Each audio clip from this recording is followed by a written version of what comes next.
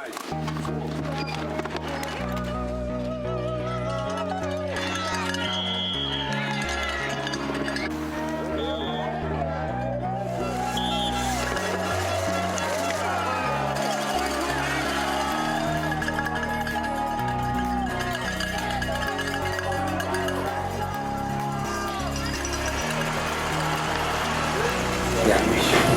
we're here with Jeff Steber from Intnse. Feel very honoured to be here in your humble little setup. You know, it's very subtle. Hardly noticed it at all. Humble gold home. Our humble gold home. We're working on it, but it's really good. Yeah, it's a good direction. We're stoked. So firstly, how are you enjoying Fort William? Well, I love this place. Yeah.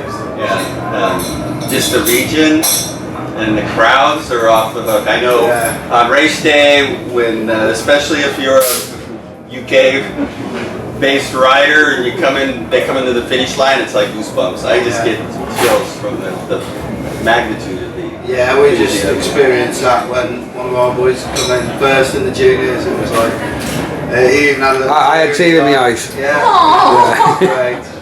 And also the regional delicacies, the cuisine. Haggis? Yeah, I mean, I have to admit, I'm becoming kind of a haggis fan, but it's like in search of the best haggis. Yeah. Because there's both ends of the spectrum. Yeah. What's a tatty? It's little taters.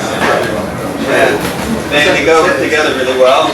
It's almost like hash browns, hash, back home kind of thing. The other one is the sticky toffee pudding. Yeah. What about? That's my weakness there. That's my kryptonite.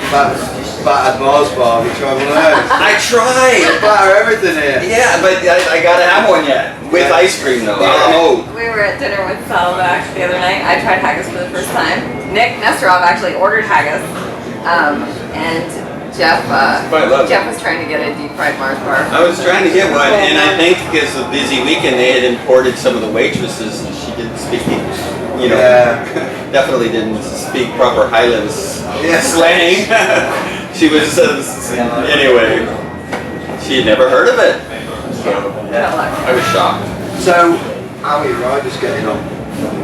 Well, talk back to that sort of thing, and that's why we're here, right? Actually really well, and we're pretty stoked this weekend. We got a really good crew here at Intnse Factory Racing, but there's also a lot of other teams that we support, and for me it's kind of exciting walking down our pit row here. It's kind of like intense row. With you have the IJ Racing down here. We have the Leger Intnse program across from us with some really talented riders. We have T Racing from Switzerland, and then the Saddleback boys down the road. And so it's kind of like the old days of Intnse when there was quite a bit of a lot of M16. M1s, a lot of privateers riding the bike. It's a great race train. It feels to me like not only are you here and you're back again, it's like you're back. So Intnse is back again. You're right up there again, and everyone's taking note. The bikes look amazing. And you've got a great crew over here with Saddleback. Yeah, they're top notch, and they have the same vision as we do. We work with those guys really close. Obviously, me personally, seeing that the UK market is influential bike market from a lot of aspects, but from pushing design and like geometries and things like that. So we listen to those guys. They're really excellent riders and total bike geeks. So core riders, and so we actually get a lot of upfront. When we're prototyping things, we're getting them in the mix a little sooner because we realize that they can give a lot of valuable beta and help make the products better. And that's kind of full circle even with marketing, and they're very savvy guys. Plus they're just fun. Yeah, they put out the Incycle magazine, which is really beautiful. I still love print. I still love print material, and I contribute. I'm a contributing art editor, and Jen's my editor, grammar editor, and always helps make me look better because writing's not really my forte, but I can. Or spelling. Perhaps. Or spelling for that case. He can design Kids, good, but he can't spell. we always spell check. Anyway. Obviously, we've got to mention wheel size. From my point of view, looking at you, I think that you must be looking at the industry now and thinking back to 2008 and thinking, well, told you, you know. Well, not really. I mean, it's in that I'm not trying to claim anything because we're always experimenting, and that's one thing that we do really well. We have a really good R&D lab, and for me, that's really what the heart and soul of Intnse, and what I do is that, you know, more than anything, I'm a frame builder, you know, and kind of more the designer, artist, craftsman kind of guy. And so the fact that I could think something up, actually go back and build it, and then, you know, make modifications. And now that we're working with the factory race program, IFR is back at the level that it is. It's not only like a marketing tool, but it's, you know, a development program for us for products.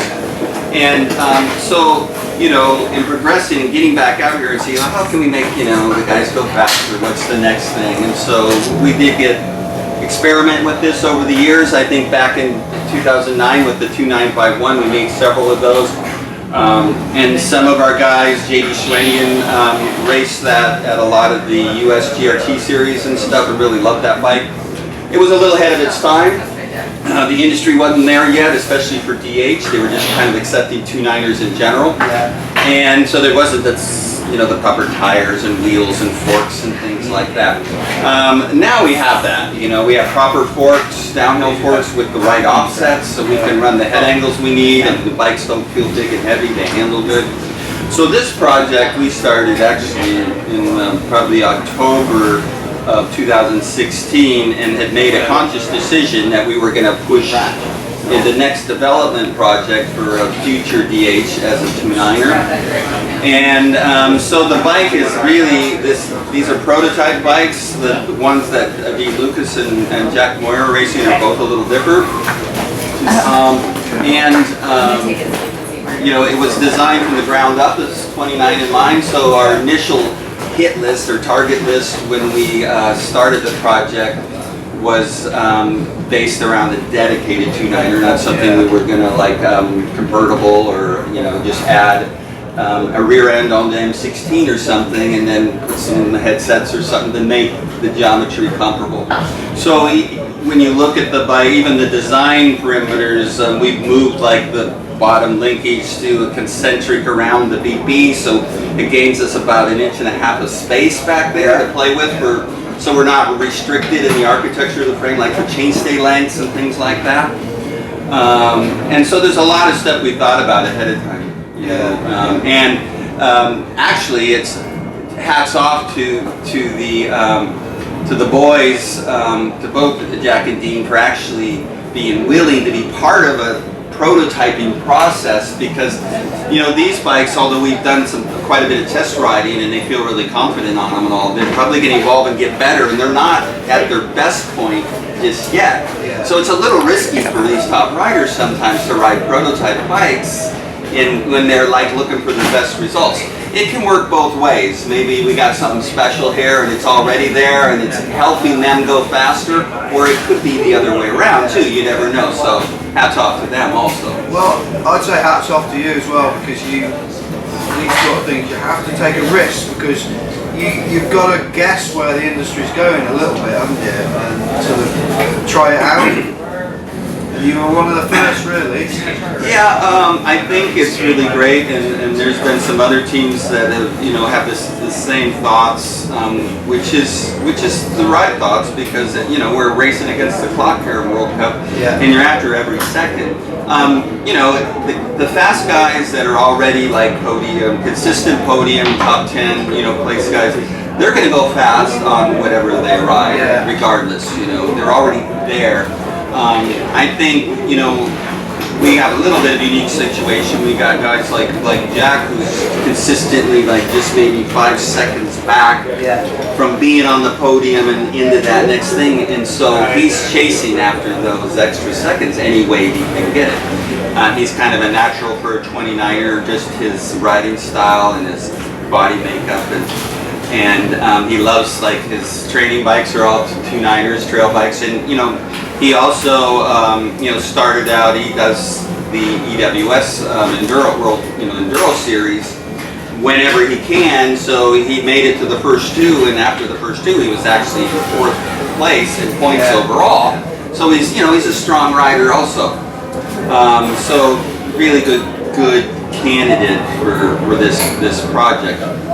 Something else I noticed here, just watching him ride a little more and being at this track, he's a really avid surfer, and you know, his off season he's out surfing. Yeah. You know, he's a top surfer. He's really into it. It's kind of his thing and stuff. And when I watch him ride, I see a surfer out there. There's just this fluid style, and the way he moves, you can see it's subconscious. He probably didn't know what's going on, but it's like part of his surfing style translates into his riding style. You can see that. Years ago, used to be a pro downhiller, Crawford Carrick Anderson, who was from here, from Scotland, and he was a skier, really good skier, and he just looked like he was on skis when he was riding, you know, banging from side to side, same sort of thing, I guess. Yeah, quite interesting, you know, and you know, it's a really good crew of boys we have on the team this year. So we have our 2 Aussie guys, and then the 2 Americans, Nick Nesterov, our junior, who actually was the first graduate from, had started a few years back the Palmer project, which was a junior development thing, just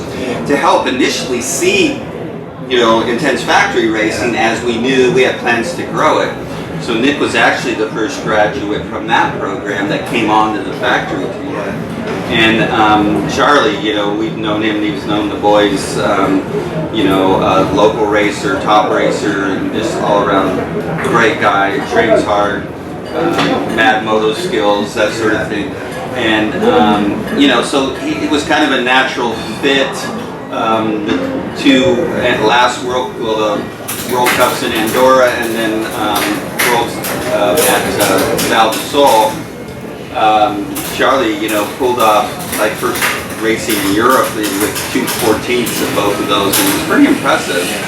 You know, so we signed him up this year too. So I'd like to say, obviously, good luck the whole team, and also thank you for bringing so many rad bikes into the world, because your newer, you know, your 2017 lineup is just super sweet looking bikes. Fair play. Yeah, I'm pretty excited about that. That it is getting better and better, and each year it's like I keep saying this is the best line of bikes, but wait till you see 2018. Because you have a massive influence on the design as well, the colours schemes and all that. Yeah. You know, we are intense, and that's part of our, you know, we like to zig when everyone else zags, and you know, and it's like when you see an intense on the showroom floor, we want it to stand out. So every model, you know, there's different colorways. We always do a wild, and then we do a mild too. Don't you give your money guy a headache all the time when he tells you to tone it down with the paint? Well, that's really not us, you know. We're kind of about throwing gasoline on the fire, you know, and so. You know, it's like red camo, that's kind of us, you know? And so it's like we don't necessarily want to blend in with everything else. Well, that's brilliant, and thanks a lot for your time. Cheers. Where did my wife go? Looking after the riders. Midges are bad today. Midges are terrible today. You may be able to tell.